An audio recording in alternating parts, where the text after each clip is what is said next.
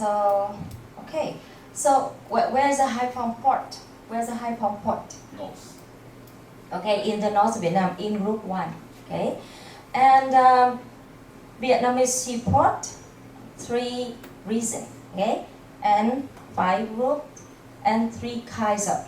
The first one, type 1, type 2, and type 3. So the first type is very, very important. Okay, it has great contribution to the region or to the country of Vietnam. Why type 2? Just for the city. Okay, the city. And type 3, maybe for company. Okay, company. In type 1,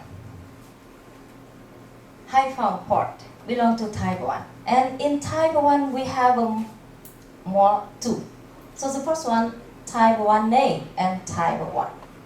In type 1 way, we have only 2 seaports currently. The first one, where I'm living now, Haiphong port. Okay, and the second one, Barrier Vũng Tàu. Okay, Barrier Vũng Tàu. So it will be developed as an international gateway port and transshipment port in the future in Vietnam.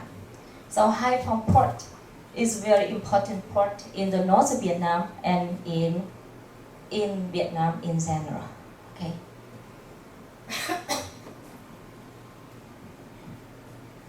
And now I want to tell you again, there are only 34 or 35 seaports.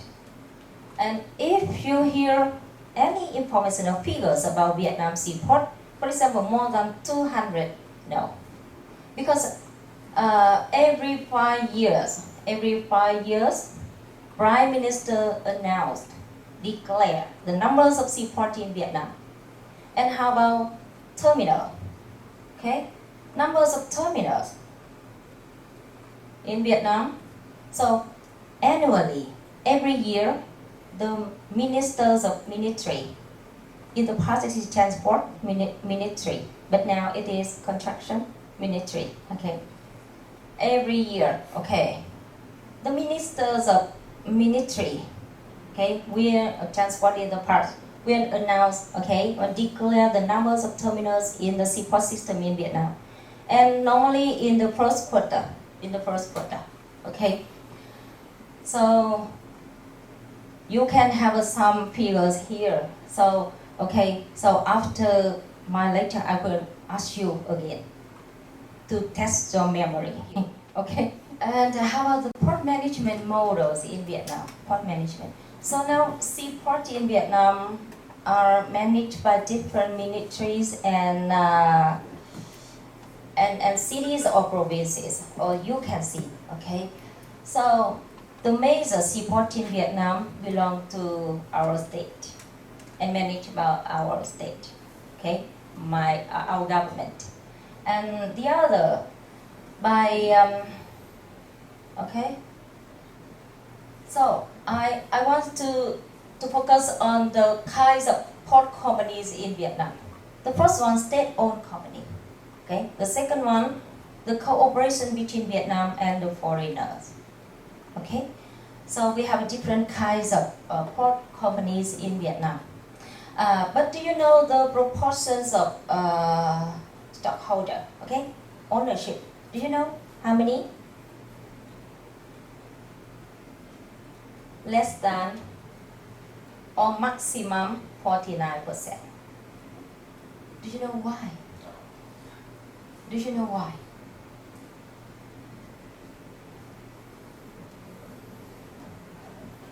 And a lot of foreigners want to buy Haiphong port. But the answer is no. Do you know why? Because port plays very important role in the economics development of a nation. And it's not only for economics purpose, but it is for defense. Because port is a gate of any country. Okay? So that is the reason why. Agree. Okay, thank you. Yeah. But It's not the same in Taiwan and especially in Japan or in another country in the world. Maybe they can accept more than 50%. Okay, more than 50%, but in Vietnam, 99%, okay, is follow this regulation or policy or law. There is only one. There is only one. 60, 40, or more than 49. Do you know which port in Vietnam, in the middle of Vietnam? Do you know which one? Do you know which one? It is in the middle of Vietnam, sorry, in the middle of Vietnam.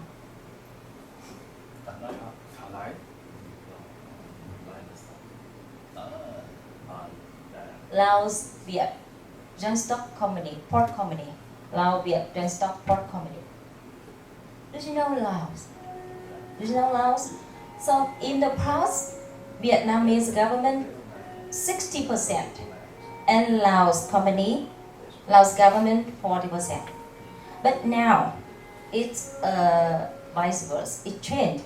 Laos will be more than 49% and Vietnam less than 50%. Do you know the reason why? Only this company, this port company in the middle of Vietnam. Do you know? The exceptional. Laos. The shares are increased. But you have to remember the geographical location of Laos country. This is a landlocked country. Okay, landlocked country. They don't have a sea. So, Vietnam, okay, follow the policies from the United Nations. The neighboring countries have to facilitate, okay, or something like that, to make the good condition for the landlocked country to access to the sea. So that is the reason why.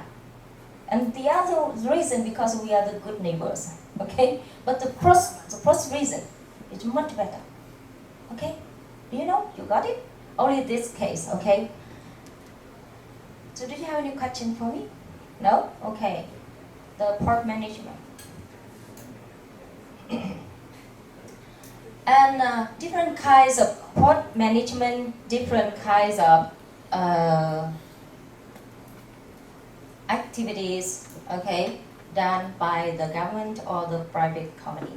Do you know how many kinds of port management in the world? You know how many kinds of port management in the world? You know? No? There are 4 main kinds of, okay.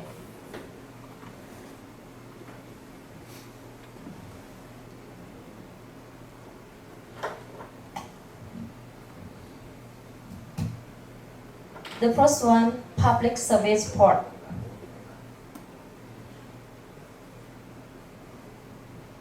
Public service port, okay. The second one, tool port. Landlord port. And fully privatized port. Fully privatized port, okay. And we can make the distinction between these 4 kinds of port management models by the following criteria. The first one, infrastructures. Okay, the second one, superstructure. The next one, operations. Operation and labor. Okay. In the first port management model, everything done by the government. Okay. State. Okay.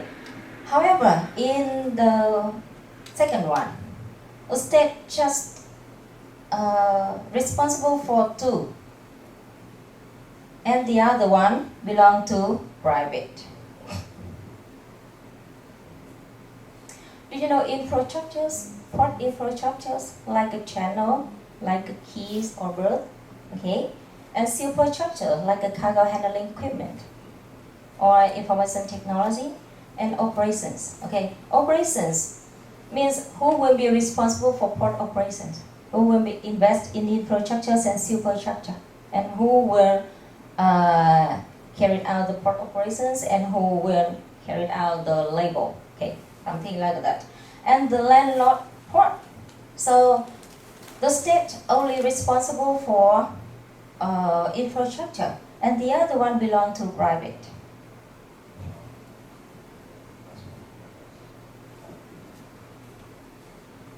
And the last one, everything will be done by the private.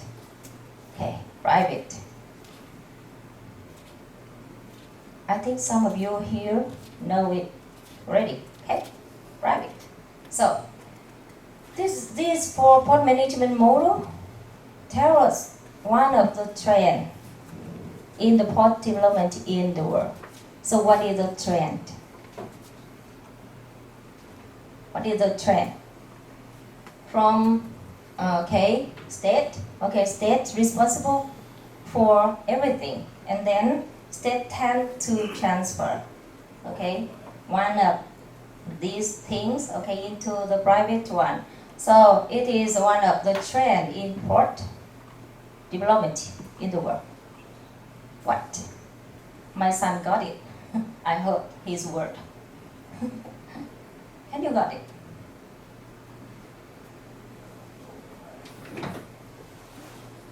Only one word. So these two beautiful girls, so do you have any ideas? I think you a little bit silent, quiet. Intend to make this in a good order to show one of the trends in the port development in the world. What? It's from the letter P. Okay, but the now. Privatization. Okay, got it? Got it? Okay, thank you. And how about Vietnam seaport? So which kinds of port management model are now we are applying? Which one? Which one? This one or this one? And how about Taiwan? Which port management model you are applying? Which one? Really near the third state. The first one, right? Correct. Okay. In Vietnam, we are now still applying public service port, but we are on the way to change into another one. But which one? We don't know. We already regulated, in the Maritime Code, Vietnam Maritime Code.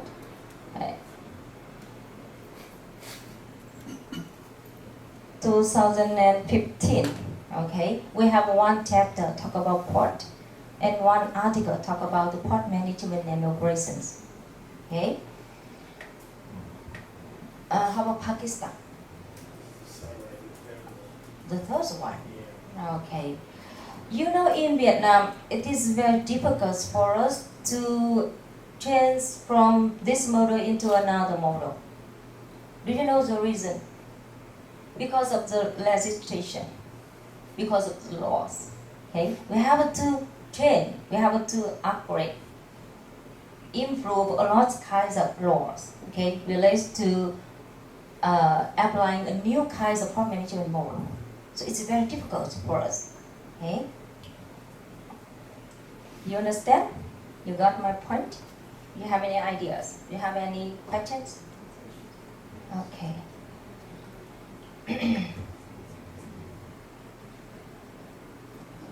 Okay, and now I want to focus on green port development in Vietnam. And you know the reason why we have to develop our port into green one, okay? And how about the carried out or the things that or the actions plan that Vietnam is applying?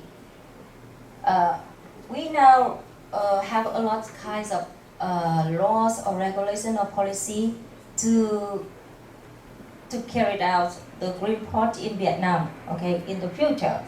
We have a lot of kinds of degree, and we also have some laws and maritime code regulate on the environment, pollution. And I still put here, in the world, So we have to remember the year 2050. And as I said that it depends on each country's circumstance, okay, a condition. So they can carry out, okay, their report development. So in Vietnam we divided into 3 periods. We divided into 3 periods, okay. So the first period up to 2025. So what are we doing in this period? In the very first period, we regulate, okay, we stipulate, we create the regulation or criteria on green port in Vietnam. We prepare all the registration, okay, the first one. And in the second period, 2030, in this period, we encourage the port companies in Vietnam to carry it out all the criteria made in the first period. You got it? Okay. And from 2030, it is compulsory for all the port companies in Vietnam to carry out the criteria or the regulation or policy in Vietnam to develop green port in Vietnam. Okay, so how about in Taiwan? How about Taiwan? Do you know? Do you have any show you more details about different state? Okay, different state. A lot of words. Because it is the decision. It is a decision. I cannot give you a few, okay? I give you detail about this one. So from 20 to 2025, we prepare all the laws, policy, and requirement or something like that, okay, for green port criteria in Vietnam. Of course, we have to learn some experiences, okay, experience from all the countries in the world. Okay. Have you ever heard about it? Tell me. 2025 to 2030. Okay.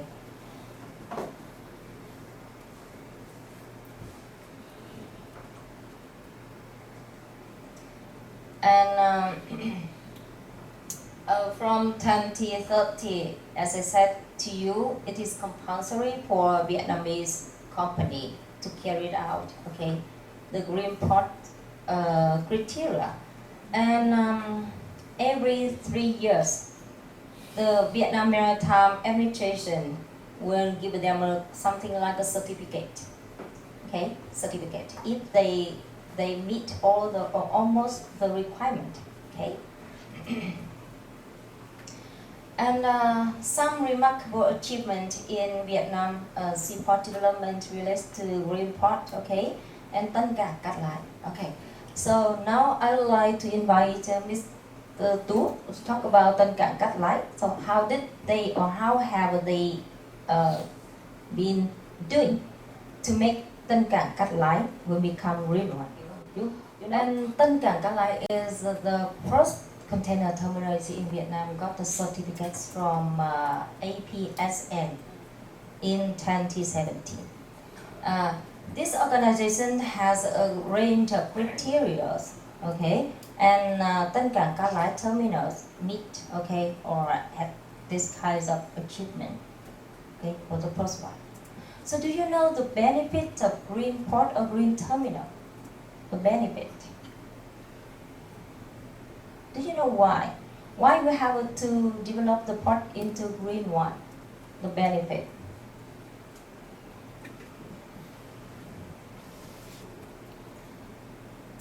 The first one, to minimize the impact to the environment. Okay? Environment. And the second one, in the future, if your port is not green, so no customer come to you. Because at that time, your ship is green. So if your port is not equipped with the clean energy, So the ship will say goodbye to you. Okay, so I want to talk about the 3 pillars. 3 pillars. The first one, economics, the second one, society and environment. So what is it? 3 pillars of what? Sustainable development. Sustainability. Okay, you got it? No? Yes? Environment, economics, and society. 3 pillars of sustainable development. Sustainability. Okay. Okay. So the first one, guideline. And the second one, tân cảng, guide map, terminal. So remember, it's not a port. It is a terminal. It is a port company in Tân Cảng Cát Lái and Cái Mép, Tân Cảng Cái Mép. This is one of terminals in Saigon Newport Corporation. Do you know Saigon Newport Corporation? Okay, it's not a port. You just speak or you just say port. No, it is terminals. It is port companies. One of the branches terminals in the port system that and operated by Saigon Newport Corporation. It's a very big corporation in Vietnam. And this corporation belongs to ministries of defense in Vietnam. Okay? So the second one, the second terminal's got the certificate. Of course, they have to take care of. You know, in the past, ministries of defense no relation with economics. But in recent years and in the future, our governments encourage them to develop economics. And in the past, it depends on the pillars. That's we focus on economics or society and economics and society. But nowadays and in the future, we have to make the balance between them so that we can develop sustainably. And they cannot act unilaterally. They also have to adhere to the legislation by the Congress, which is a larger body. So My TA. Okay, you know why he knows? Because he have read a lot of information and heard a lot of news. Oh, my son. Oh, thank you. And do you have any questions, Professor Yang?